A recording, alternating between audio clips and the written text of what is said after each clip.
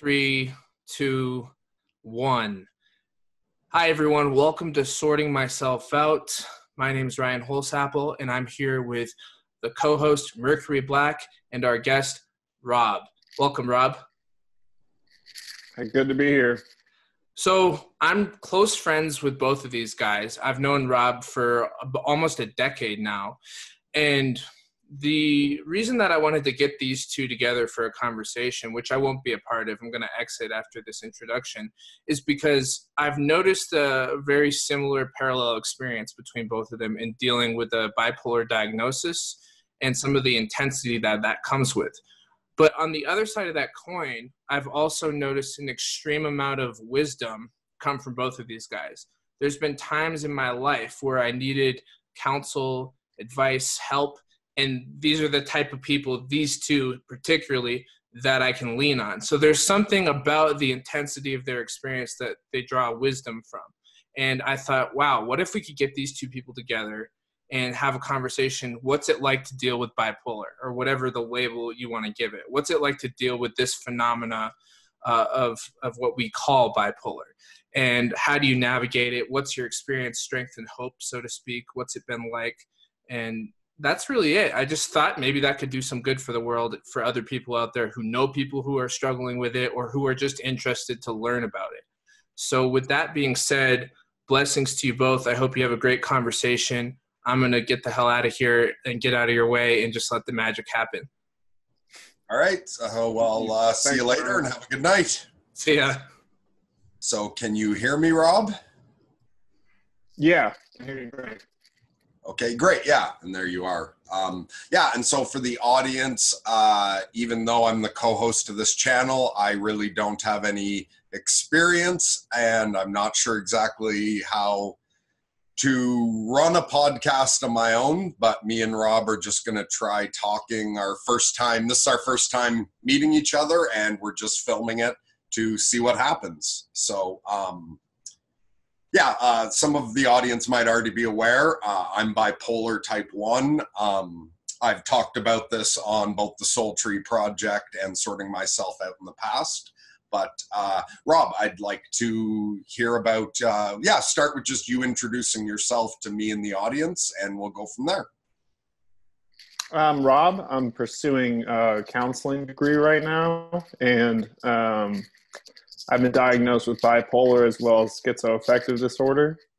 And it's something that I have worked with since I've been 18, and I've come under many different guises and many different perspectives and lenses to look at bipolar and schizoaffective, ranging everywhere from shamanism to the medical model in the West. So I really come at it from all angles, and that's how I find my peace with bipolar disorder. I can see why Ryan thought we should talk. I've also looked at bipolar from all of those different angles as well. I've had, just from the little bit you've said so far, I can see a similarity. So you said for you were first diagnosed at 18. How old are you now? 26. Okay, so you've been dealing with it for 8 years now? Yeah, and within those 8 years, there's been 4 major episodes and psychotic breaks. Okay. And I'm hoping as I get older, there's a lot of research that shows that you level out over time. Past your 30s, it shows a decline in a leveling out in schizoaffective and as well as bipolar disorder. And I'm hoping that's the case for me, because it's been one too many episodes. I've brought my mind to a point in a degree where almost a breaking point. Okay. And it seems like as my episodes progress, they get longer and longer and more intense. And so for me, I've had total psychotic breaks where just it's as good as moving into a magical dimension. Have you had, like, when you're saying you're 4 times worse, have you had, just like a total entering into psychosis and like Yeah, complete complete entering into almost an archetypal world. Yeah, that yeah, was separate absolutely. from this world. And when's the last time you've lost control like that? How long has it been? 8 months. 8 months? Oh, okay. 8 And months, so, and it was a 3-month period where I was in that psychotic state. It's usually preceded by mania. yeah, I for those who don't know, mania is feeling of intense energy and euphoria. You can't sleep. You don't have to eat. yeah. And yeah, so, and then that energy usually leads into a psychotic episode. And when I say psychotic, I mean entering into non-ordinary thoughts and thoughts that have an extra layer of dimension. I like to look at it through Jung's perspective, that it's a sort of an archetypal space and you're engaging with different archetypes. And so, how long's your cycle? Or maybe I'll give you an example of like mine first. So when I first became bipolar, I was 27. So it was later than usual. And it was after getting hit by a bus while crossing the street that like triggered me in the first manic episode. And that one just built over a number of months until I was institutionalized against my will. And yeah, like psychotic, thinking it was revelation times. After that, I went into a 2-year depression. And then I came out of it and tried to get back to normal because there was an accident involved. The psychiatrists and stuff were saying it was possible that this would just be a single cycle brought on by post-traumatic stress disorder, or that possibly I was bipolar from this point. But I went to trying to get normal the first time through, and then just entered into another cycle where I became manic, was in denial that I was becoming manic, so I didn't manage it, went into a total psychosis, and that mania through final psychosis was about a 9-month build. And it ended with me experiencing the end of the world. And like, at the end, it's like I hadn't slept or eaten in days and days after months of just sleeping a few minutes every day or two. And it got to cops.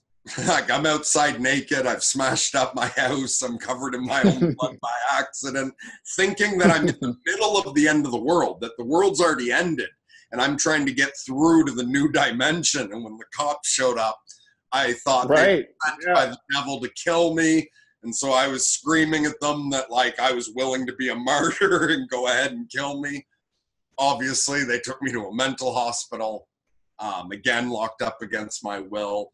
And so for the first 2 cycles, it was about 3 years. After that mania, it was a 2-year depression. And so in my experience, I find the higher the mania goes and the longer it stays up, the deeper the depression goes and the longer the depression lasts. And after my second cycle, I found the first step was accepting that I was bipolar, and that was really hard. Like, I'd lived for 27 years as a sane person. It was brutally difficult. And like, I went through a 2-year depression where just, I wanted to kill myself, and I just did not want to be crazy. But once I finally accepted that I was bipolar and began trying to manage it, and I did this living on my own in isolation.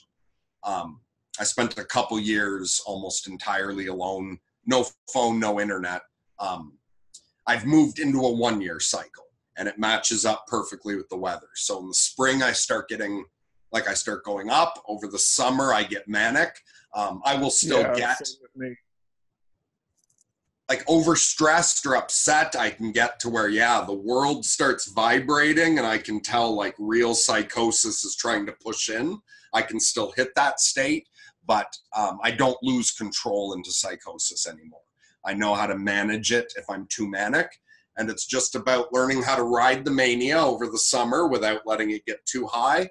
And then in the fall, my energy drops. Over the winter, I'm depressed. But the better I manage my summer, the better my winter is. And I've gotten to where I have now a 1-year cycle that's fairly consistent. And I haven't, like, I've been in psychotic states, especially because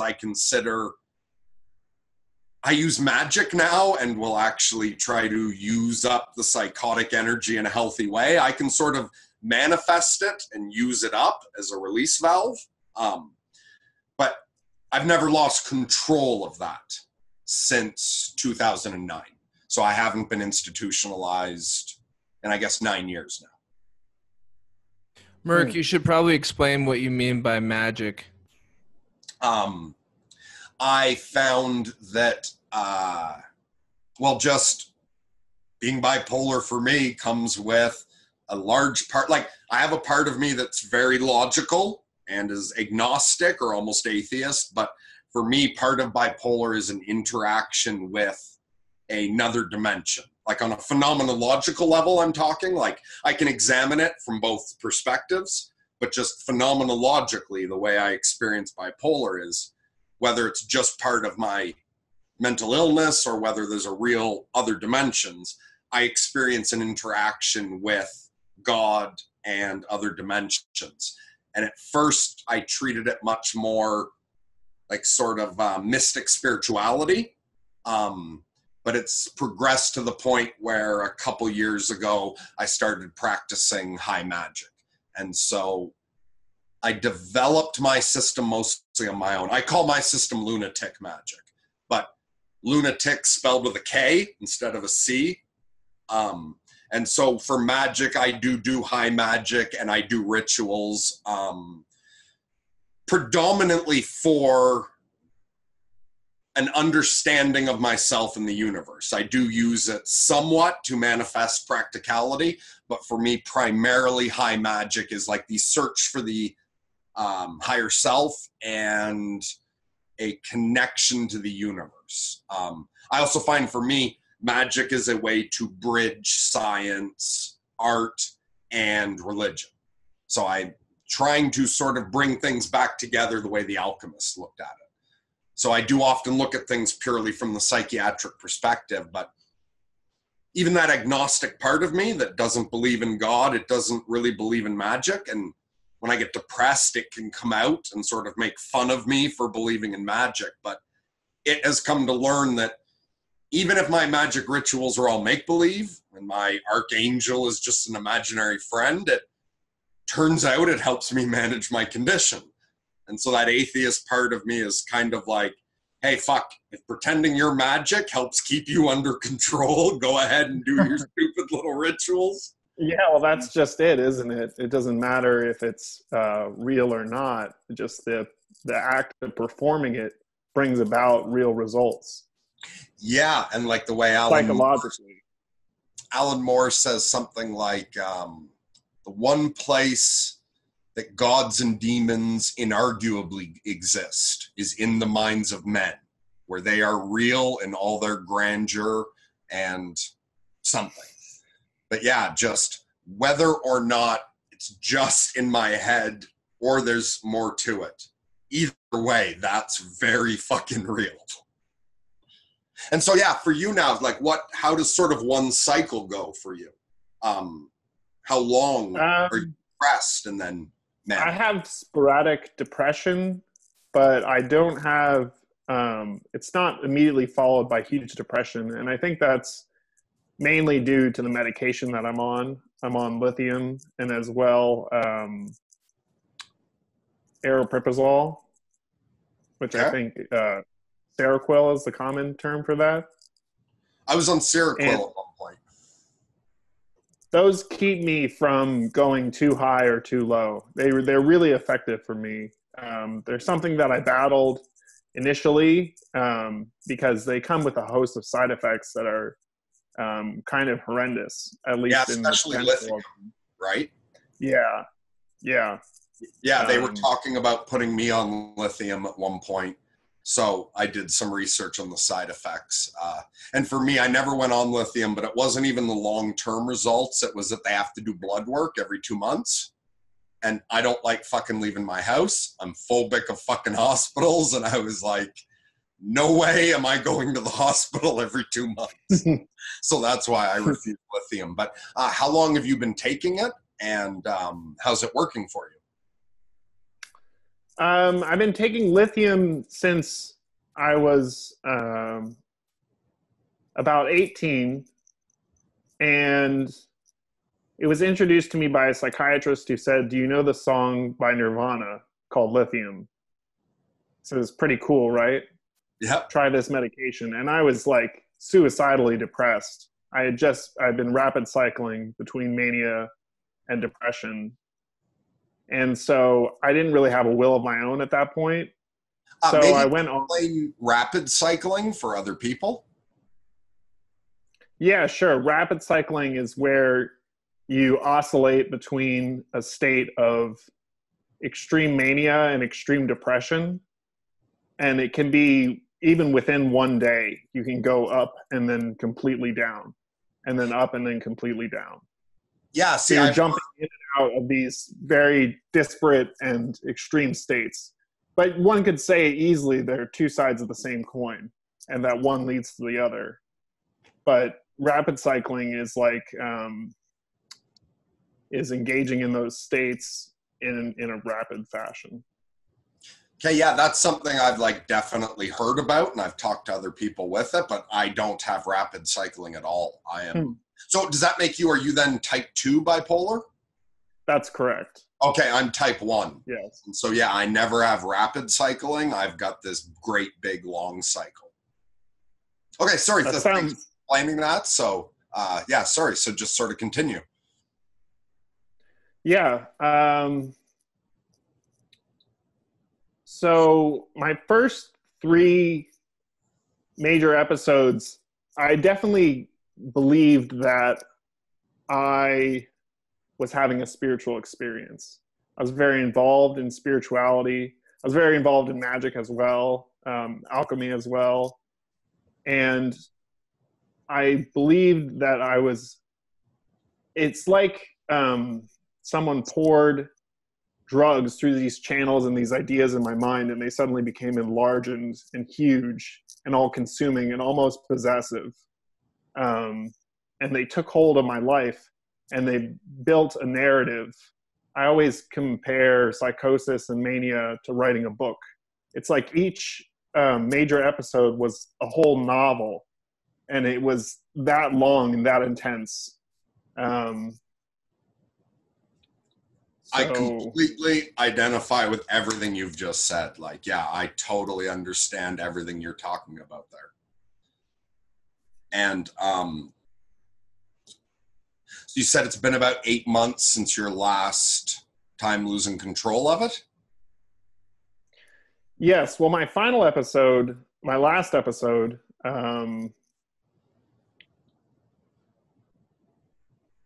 I was put on a new medication. I was put on Seroquel.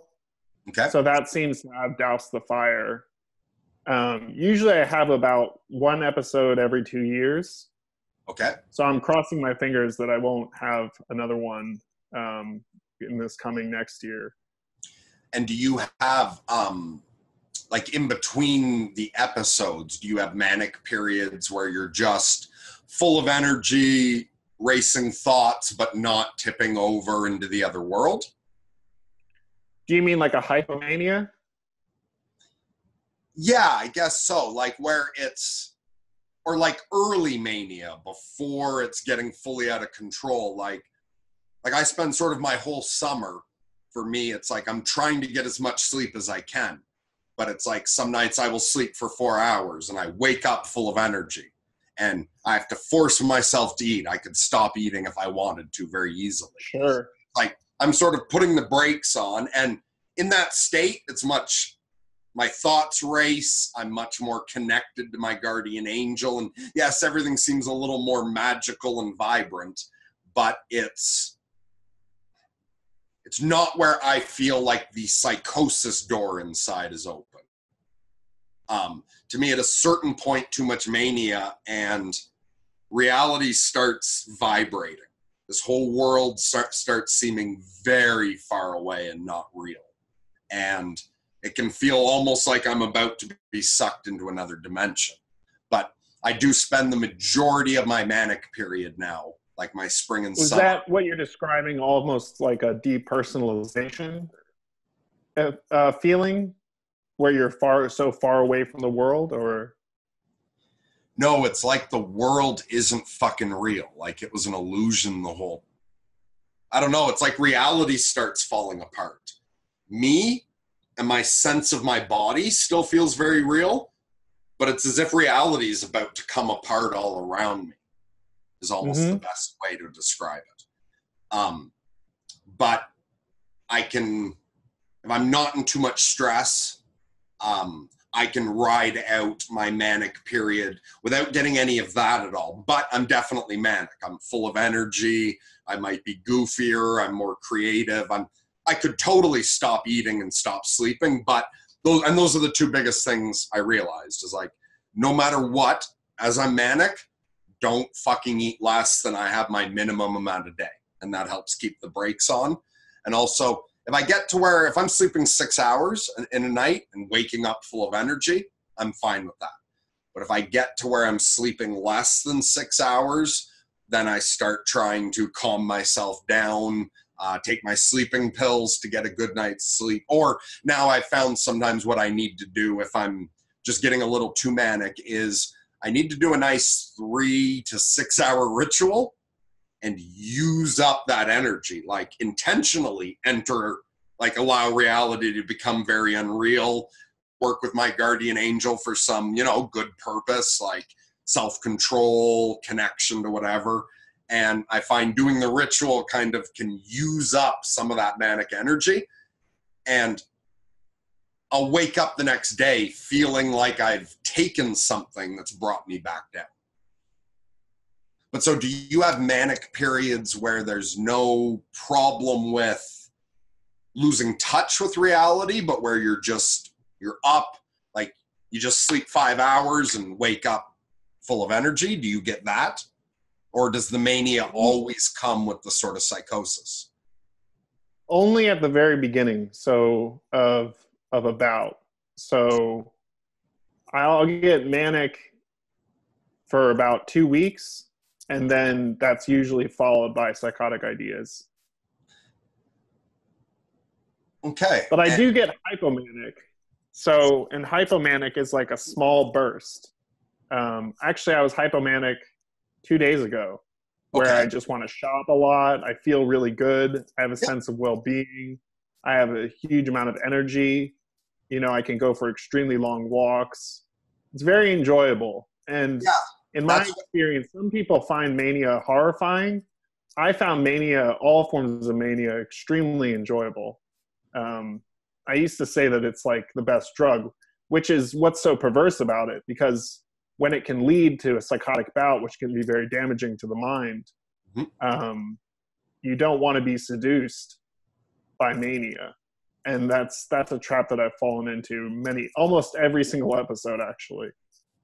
Okay, so once the mania starts in, you sort of end up going with it and not trying to resist.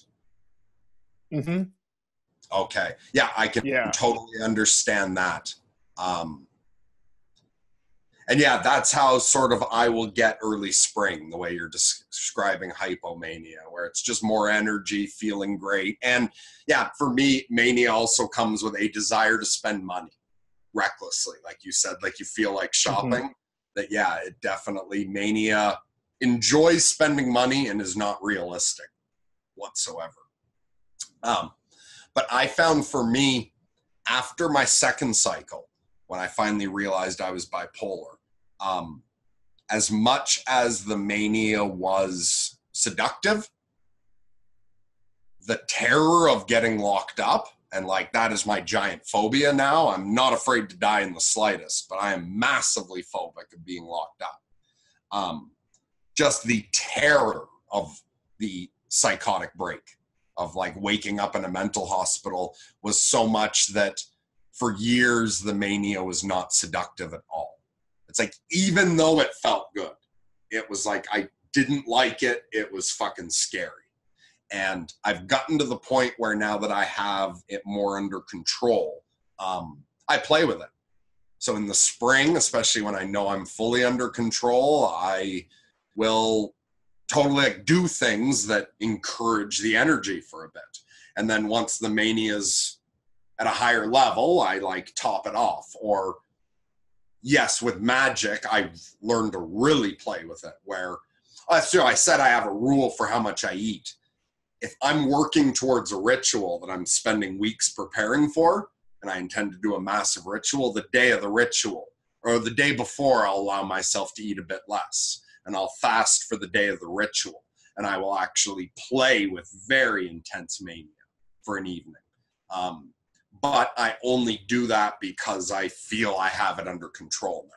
And I can do it in a way that I can call up and then release the energy. And then the next day I make sure to eat my full amount, and I make sure to get a good night's sleep for a few nights. So I've gotten to where I can play with it.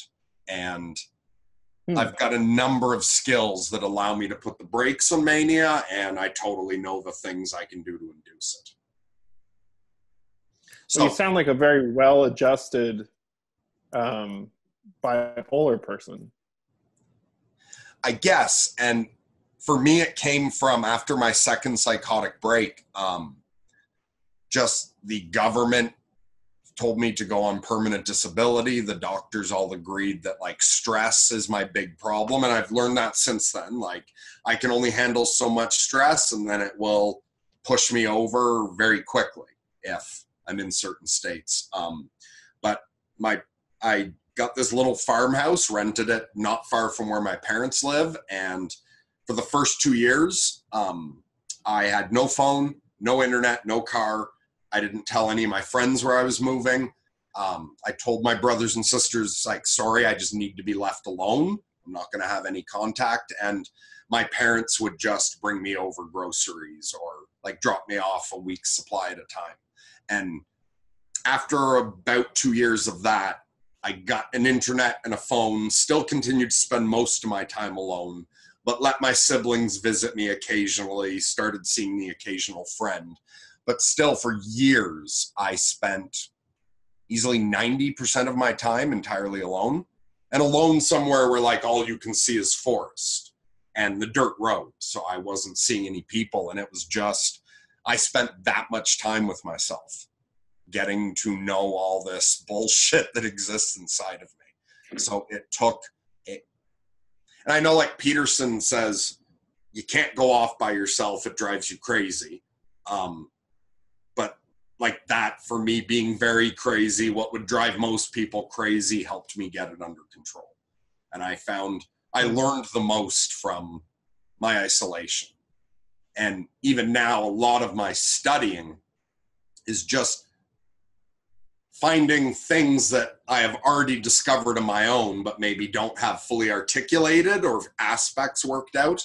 And I'm finding other better thinkers who've described it in a better way. But for me, yeah, it was just a lot of time alone dealing with this beast and trying to look at it from every angle, taking the advice of the purely medical model, but also taking the advice of my archangel, of, you know, considering magical perspectives. And yeah, that's how I ended up with this level of control over it. Just by that being my full-time job, was learning. And the way I looked at my disability at first was that, like, yeah, the old me was a horrible burden on society. Like, the time the cops had to take me down, I never injured the cops, or I've never hurt anyone while psychotic. I don't harm other people, but I did kick out the back of the cop car window trying to escape. And our mental health system's overburdened. So I looked at it like the government's paying me to keep this one dangerous lunatic from destroying anything. So I'm like a warden, because I know if I let myself go to the worst, and if I took the fuck the world perspective, like, meaning existence is not meaningful, like, I would be a total disaster. I could be very dangerous if my morality got flipped. So I see it as my job is to make sure that this very dangerous lunatic never gets released on the world, and spent a massive amount of time dealing with it. But I had the benefit of live in Canada, where there's disability, first of all, compared to many parts of the world. the support of my parents. Like, they were willing to be dropping off my supplies, and so I couldn't have done it without the support of my family. And as much as there are a lot of problems with the mental health system and whatnot, without the support of the government either, I wouldn't have gotten to this point. So do you view your lunacy as more of a gift than a curse, or somewhere along the middle? Because traditionally,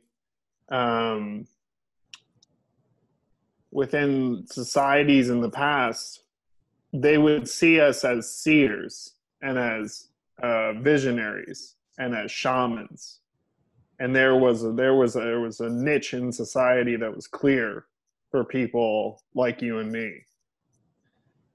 Yes, and the way I look at it is basically like it's a very, very dangerous gift. And I think maybe the best metaphor for it, I don't know if you're familiar or not, but would be the X gene in the Marvel comics. I grew up reading X-Men back before they were big, but now that there is in popular media, the X-Men movies and the TV shows, I think that mutant gene in the X-Men comics storyline is the perfect metaphor for insanity, because some of the people who get their mutant ability just like accidentally kill their family or accidentally harm themselves. It's like some mutants get a power that's very useful and learn to control it. Other mutants get these powers that are just a curse. Other accidentally destroy their own life as the power manifests. So I see it very much like the X gene in the mutant comics. It's like it can be a blessing, it can be a curse. Whatever it is, it's very dangerous. But yeah, offers these things I don't even know how to describe. I've gotten to where the idea of not having what I've learned from this, I wouldn't give it up to get rid of all the pain to get this far. So for me, it's a dangerous gift, but I can see how for other people, it's nothing but a fucking curse for them. Yeah, up until my last episode, excluding my last episode, I never lashed out at anyone. I was incredibly kind. In fact, people would usually flock to me during my psychosis. I would make new friends very easily. Yeah. But in my last episode, my last bout, I started to experience themes of my family, and my family was involved with my narrative.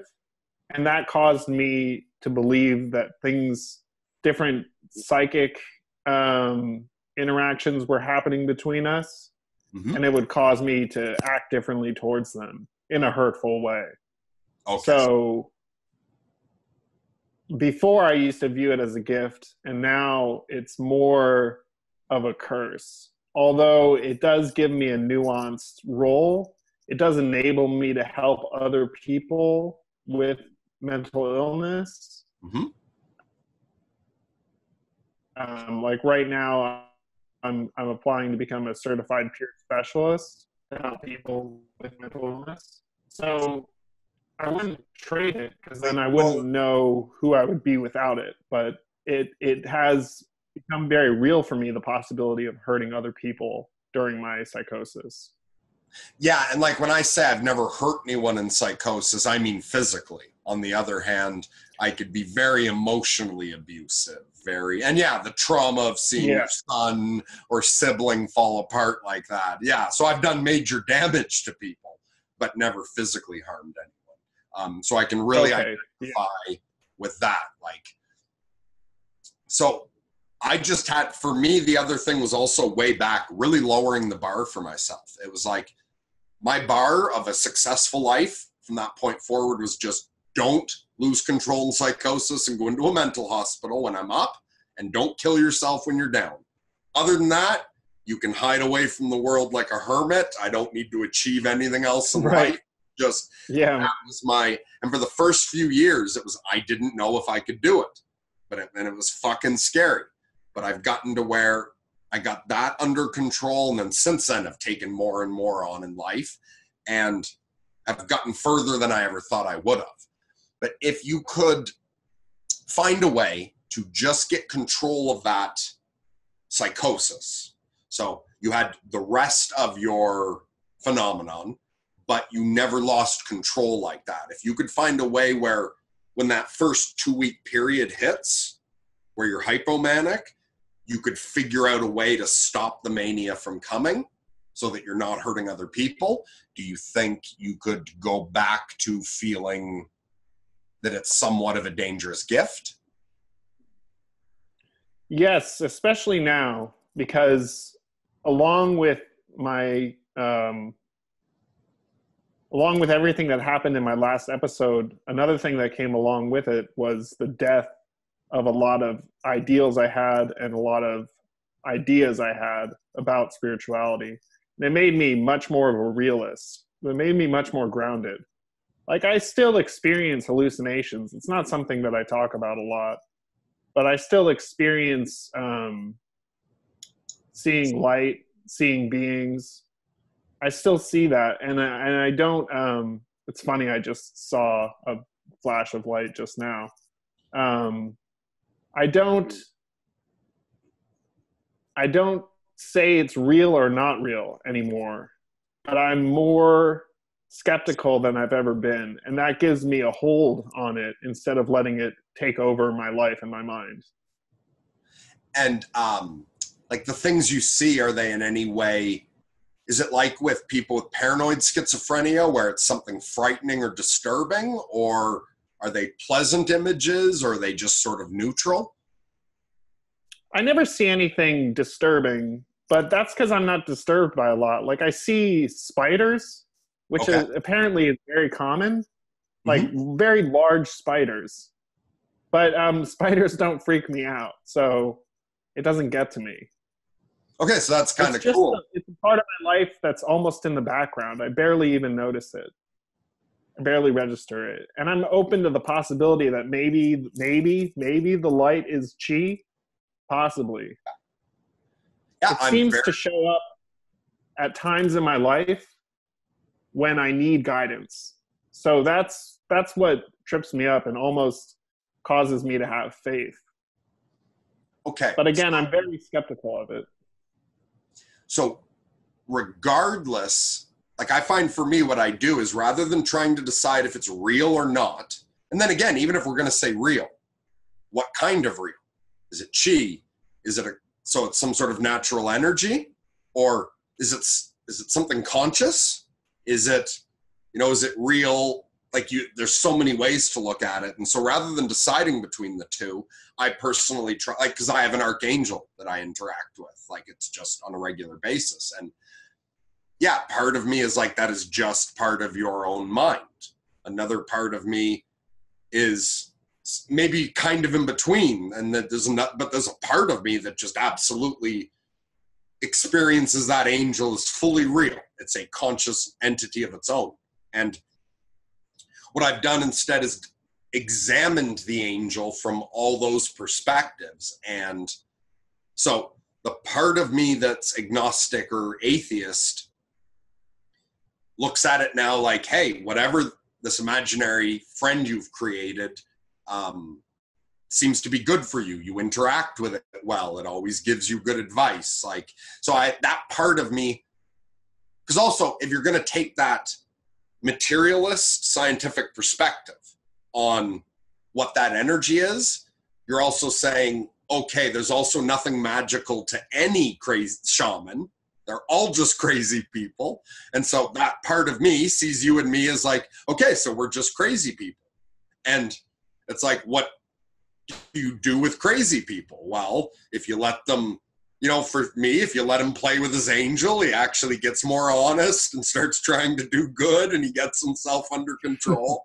So if that chi energy to you seems like a signal of something good, and if you experience it as good, and if you interact with it in a spiritual way, where also the outcomes are good. You know, like your family like the way you're behaving. It's good for your other symptoms. If you experience it well, that atheist part of you or materialist part of you should just look at it that way. Like, hey, I'm fucking bipolar, and imaginary chi doesn't have, works well. Where's the harm? And then you could also let that believing part of you explore it. Yeah. Yeah. It's always just a matter of not the harm. There is a possible harm for me because I tend to take things too far. Too far. I tend to, yeah. So do you But monitor? I hear what you're saying, and it is helpful. You're cutting out a bit. Again? Yeah, you're cutting out as well. Okay, I've got you back. Can you hear me now? Yes. Okay. So do you monitor your food and sleep? Like, do you keep... Yes. Okay. When you experience the chi light and sort of go with it, will that make it that, like, do you start eating and sleeping less? No, but I start seeing it a lot more. So you see it more if you pay attention to it? It's a real loop. That's what I've determined. Like, it's a real part of my psyche. It's indicating something, no matter what. It's indicating that I think I'm on the right path or something like this. Yep. But if it goes on too much, I'm someone who... Ryan would always tell me, I would have phone calls with Ryan when I was manic and psychotic. Okay. And he would always tell me, the best thing is to have your feet planted in the ground and your head in the clouds. Forgot where I was going with that. So when you start seeing it more and like pay attention to it, that increases your manic energy and then gets you sucked into where you're seduced by it and you go with it until psychosis. Is that yes? Okay, now I remember. Yeah. So instead of having a foot in both worlds, I just get plunged completely into the phenomenal world. Okay, yes. And that metaphor of what a magician... That's very damaging. That metaphor of the magician or the shaman is somebody with a foot in both worlds. I also see it that way. And what I found is for like normal people, you get into magic to learn how to put one foot into the magical world. Whereas I found for me, it's like I too easily have both feet in the magical world and am using magic actually to get one foot back into the real world. So what I did was at first, for years and years, it was always resisting the mania. Like it would still come on. I would still get nice and really fucking high and loopy, but it was constantly telling myself, slow down as much as you can and finding everything I could do to ground myself. Do you have techniques for... Okay, so what is it that goes wrong? Let's say you're seeing the light and you go with it. What is it that starts going wrong? I start having a thought pattern that's extremely enjoyable. Okay. Like God is talking to me or I'm having some sort of special experience. And then I almost get addicted to that thought pattern. It just starts happening over and over again until it consumes my entire mental state. And I start interpreting events as happening through that lens. So I'll see a stranger walking by and I'll see a red light and I'll say, oh, they must be a bad person, must be a negative person, being that red is traditionally the lower realm, color representing the lower realms. So that's what could happen. Okay. So now I'm kind of hyper vigilant against it. Like now I'm almost entirely atheist and entirely in this world. Although it almost leaves the door open. It's almost healthy now in the way that I ignore it, because it still opens my lens up to the phenomenal.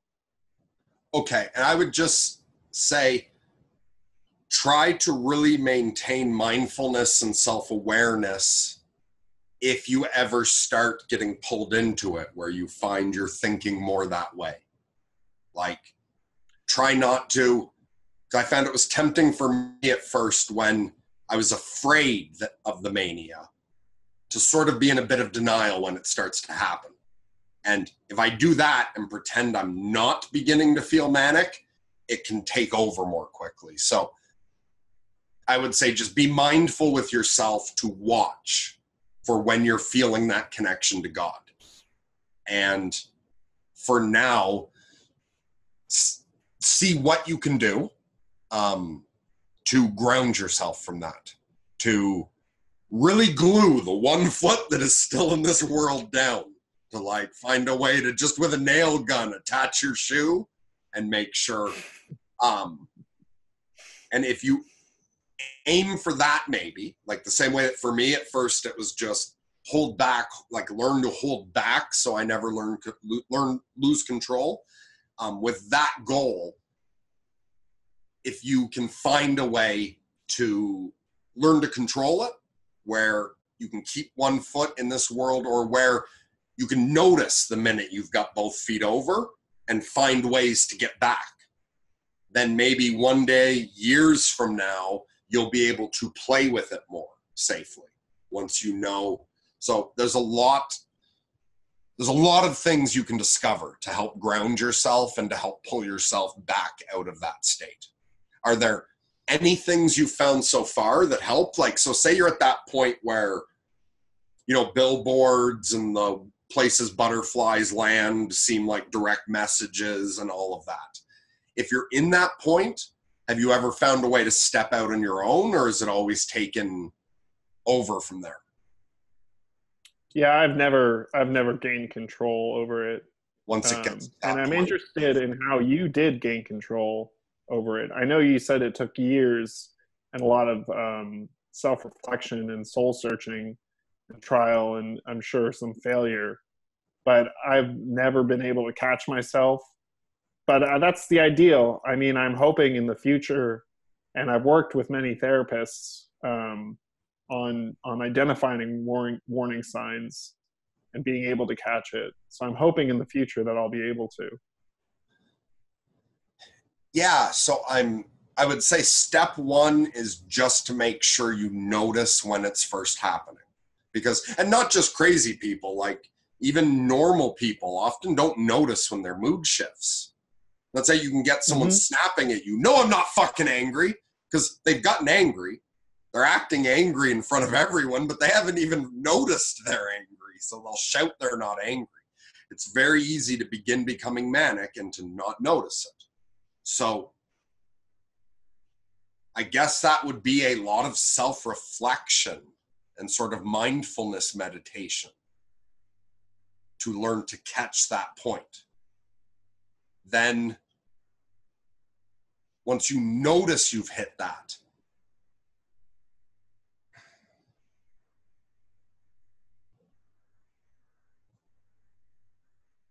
seek help with it at that time if you don't know what else to do. So, and again, I don't know enough to give you too much advice, but once you notice it, see, like for me, part of it was just like for my first summer, like my first time not getting locked up, I got more and more manic. I got to where, yeah, the world was only half real, all kinds of strange stuff happening. That was when I first met my archangel. And at that point, I was really worried I was losing control, but I couldn't help but treat it like it was real because it felt so real. Yet also a part of me was just keeping in mind that I am psychotic and that this is just a very real experiencing psychosis. And it was like I was just trying to brace myself and get through it without getting sucked into it. And I found I couldn't ignore the archangel. I had to interact with it, but I interacted with it carefully and with as much doubt as I could. And I just, for me, one big thing is just, if I'm getting manic, eat as much as I fucking can get myself to eat. Like, even if it's not healthy physically, like even if, and the heavier the food, the better. Like fucking potato meats, like just the kind of food that, like a big turkey dinner where afterwards you just feel like you want to undo your belt and like go, ugh. I find for me, when I'm getting manic, just eat as much as I can, heavy food, and to monitor just as much sleep as I can possibly get. So another thing I had to do was, for some reason, I'm like flipped to nocturnal, my natural sleep cycle. So when I go to bed shifts with the change of the season, but it's like naturally my body wants to go to bed a little bit before sunrise. And then I sleep through the morning. Like in the winter, I sleep much longer. But I found for a long time, I fought it and tried to stay on a daylight schedule. It's just too fucking hard for me. I don't know why I'm wired backwards, but I have to build my life around when I sleep. I don't sleep around my life the way I used to be able to. So I need as much sleep as I can get. And if that means I sleep till 4 p.m. one day, and again, I have the luxury of doing that though, because I'm on disability. I don't know how much freedom you have in your lifestyle, but definitely for me, the more sleep, the better is one thing I can advise. But I also found that what I decided was, if the psychosis ever gets too much, and I've been at this point many times where I'm not sure if I can control it or not. What I've always decided is, as much as I'm terrified of going to the hospital, is if I get to where I don't know if I can control it anymore, I would rather go to the hospital, ask them to give me whatever fucking drugs it is that they're going to shoot me up with when I'm in, like, out of control. And I would rather take that at home and just be a zombie 23 hours a day at home than let it get out of control, cause all the problems, and have to go through that heavy medication in an institution. So if every other time this has led to you being institutionalized, if you can be mindful of when it comes on, just go to a fucking psychiatrist. Or I don't know, are you, like, because I've met a bunch of people inside the loony bin who fucking check themselves in. When I'm in there, I'm always like, anything I can do to get out. It's like hell to me. So I'm always shocked when someone's like, no, I checked myself in. Are you like me, where it's horrible and you always are getting locked up, or are you comfortable to go in if you felt you needed to? Over time, I've grown comfortable, and I check myself in. But the problem is, and the problem during this last episode, is that I've been manic and psychotic for so long, aggregated at least, that I am completely normal seeming when I'm in that state. Like, I seem like a completely, I would act like I'm acting now, maybe a little more exasperated, but that's about it. Of course, there's a whole different world going on in my mind, but I'm acting the same. So they actually discharged me 3 different times. I went back 3 different times, and I still was completely manic and psychotic, but they would continue to discharge me. Yeah, and I'm the same way, where I can be very out there and still act fairly normal, or I've gotten to where I can have very bad anxiety or panic attacks and yet act normal enough that people aren't noticing it. I just suddenly seem quiet, or I've gotten good at hiding it as well. But so when you do check in or whatnot, what finally brings you down? Is it a certain drug that finally breaks the psychosis? Yeah, olanzapine. Okay. Olanzapine works almost every single time. I forget what the generic name for that is. I think it's Zyprexa. Oh, fuck. Which I think you've Zyprexa. Yeah. Zyprexa works. Zyprexa is not fun at all, but it works every time. I actually just got a prescription for it, so I have it in case I'm noticing symptoms coming on. Unless I'm mixing it up, Zyprexa's one that I got put on after my first time going psychotic, and I think I took it for like a month or something, but I would sleep 23 hours a day. Like, I would lie down to watch TV, fall asleep. My mom would wake me up to take my second dose and like would have to walk me downstairs. And it's like I could barely keep my eyes open. Everything would be fuzzy. And she would just put food in front of me. And I'd very slowly eat. And then I'd go upstairs, lie down, and just to basically put me in a coma for like 4 to 6 weeks or something is what Zyprexa did. Is that what it does to you? Yeah, that's exactly what it does. It's a heavy one. So I would just, if so far that's the only thing that's broken, I would work on the mindfulness so you know when it's first coming, and then just go in and don't even leave it up to them. Say like, I'm getting psychotic, put me on Zyprexa, and either check yourself in if you're comfortable being there, or if like, and I'm lucky, my family, both my wife and parents have said, if I ever need like some heavy medication like that and I'm not comfortable staying in the hospital, that I can just take it at home and they'll come and check on me twice a day to make like wake me up to make me eat. I would just say definitely if the pattern is huge disaster, end up on Zyprexa as a zombie for a month, back to normal, just skip the destruction part and take your coma. Yeah. Well, that's the plan. Now, that's why I got a prescription for it, so I could have it at home. Yeah, and that's fantastic. And then maybe after a couple cycles of it, maybe also when you've gotten practiced at noticing the hypomania and you've had more time to research or think about it or your own intuition, maybe you can get to where you have an idea of how to try to hold the mania back on your own, the way I sort of advanced. And you can try, seeing if you can ground yourself in other ways, especially if you have the pills right there and you just don't get past the point of getting seduced by it. Yeah. But yeah, so like at the moment, my best advice is to make sure you notice it coming on. And for that, just to start a practice now of daily reflection in some way, a meditation or keeping a journal of how you're doing emotionally, or even writing down every day, not hypomanic today, like whatever it takes so that you notice it coming on. If you've got your prescription and you're not worried you're going to get seduced by it and like throw the pills away, I would say, find some practice now and nail it in of checking yourself daily for it so that when the hypomania comes, you're ready. That's good advice. Yeah. And I don't know how long we've been talking.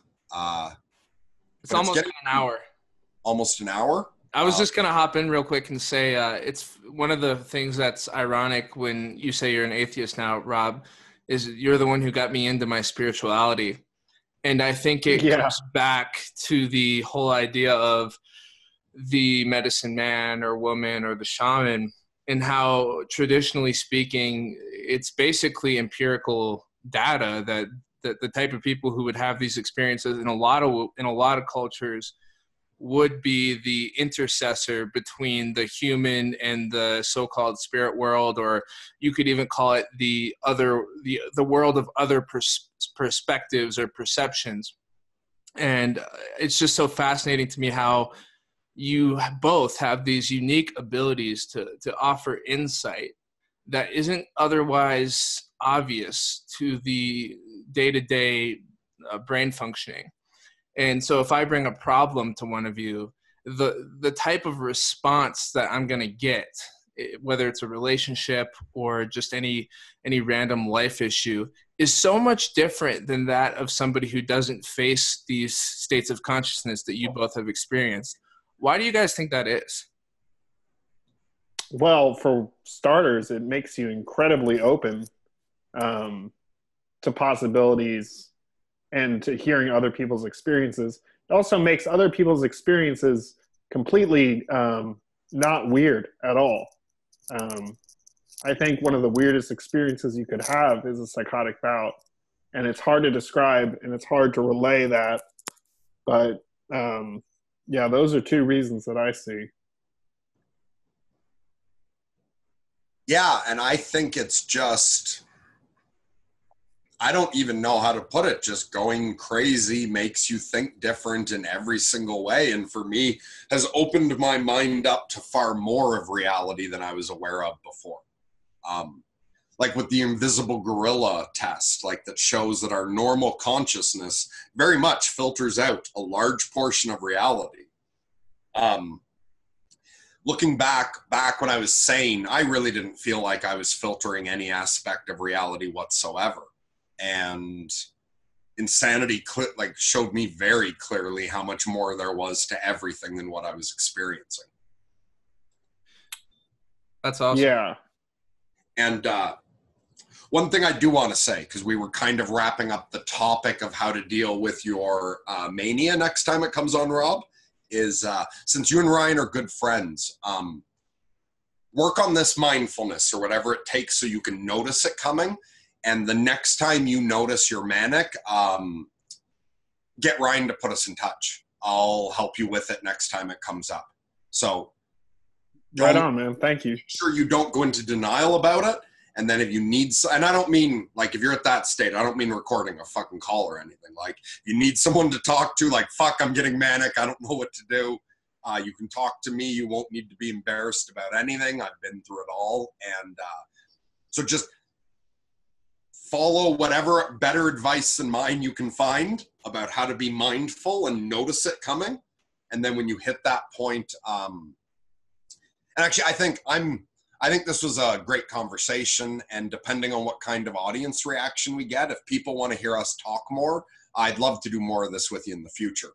But aside from that, likewise. Even if you never want to do this again, if you notice you're getting manic again, get in touch with me through Rob privately, and I'll do what I can to help you through it, because I do think you have something to offer the world that nobody but you could provide, because you're so strange. You're not interchangeable with anyone else, I don't think. And it seems to me like if you can just get control of this psychotic thing, maybe this can be nothing but a blessing for you in the future, as long as you learn the rules. Kind word. Yeah.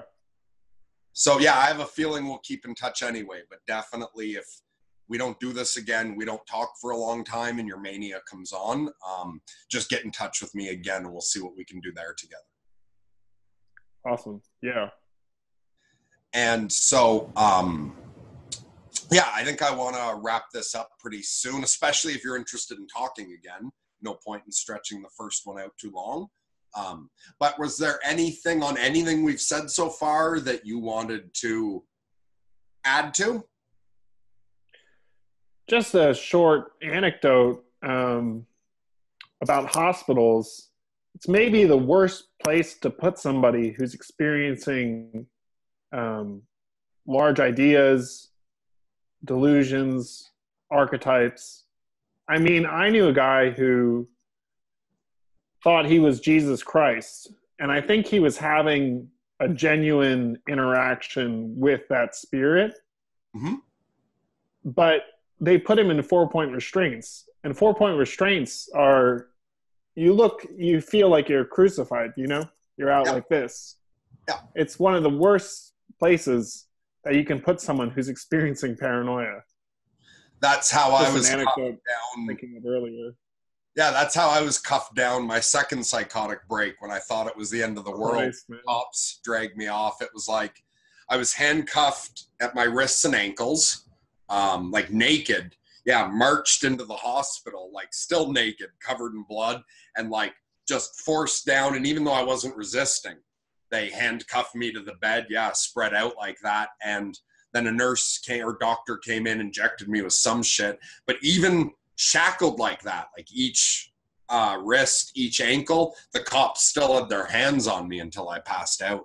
And hospital's a horrible place to come to from that. I'm lucky that I live out in nature. And so for me, I've got, yeah, I can like go out and, yeah, even if like I want to sort of be experiencing the mania and the connection, I can go harmlessly, wander naked in the woods behind my house. And it would be great. Like, I understand our mental health system's way overburdened. It's doing the best it can. I'm not trying to be critical, but yeah, it would be amazing if somehow a mental health facility could be somewhere out in the country and could be a more homey environment. Is there anything that you wanted to add? No, I don't think so. Again, I had no real plan for how this would go. I'd like to say I'm happy. I was worried we'd have a problem of not knowing how to get this going, and somehow you got me rambling at length very easily. So I do feel this went really well. Yeah, likewise. I don't think I have anything else to add to this at the moment. Although if anyone's watched this far, yeah, I kind of forgot most of the time even that we were recording this. But if anyone has watched this far and they want to comment on ideas. Yeah, so the one thing that we're still trying to figure out for Rob is how does he pull back on the mania when it comes around? So if anyone out there also has experience with bipolar and has found something that helps them ground themselves when they're getting manic, post it in the comments. And yeah, I'm sure Rob would appreciate any feedback for things that he should look into.